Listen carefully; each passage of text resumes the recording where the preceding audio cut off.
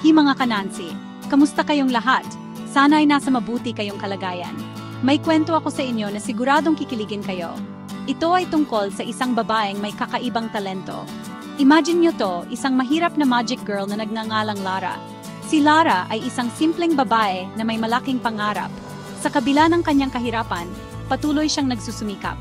Isang araw, habang nag-perform siya sa kalye, nakakita siya ng lalaking ninakawan. Hindi niya alam na ang lalaking ito ay isang CEO. Ang CEO na ito ay si Mr. Lucas, isang bilyonaryo na kilala sa kanyang tagumpay sa negosyo. Siyempre, si Lara ay di nagdalawang isip. Agad siyang tumakbo para tulungan ang lalaki. Ginamit niya ang kanyang magic tricks para patigilin ang magnanakaw. Sa kanyang husay at bilis, nahuli niya ang magnanakaw. Nako, talagang astig si Lara. Ang mga tao sa paligid ay nagpalakpakan at humanga sa kanyang tapang. Pero alam niyo ba, hindi niya alam na ang lalaking iyon ay si Mr. Lucas, isang bilyonaryo. Si Mr. Lucas ay labis na nagulat at natuwa sa kabutihan ni Lara. Si Mr. Lucas ay na-touch sa kabutihan ni Lara.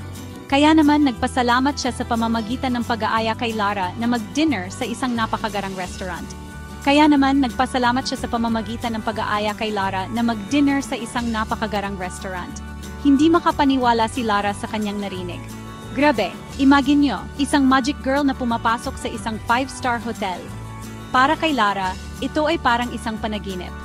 Sa dinner, tinanong ni Mr. Lucas si Lara kung bakit siya nagmamagik.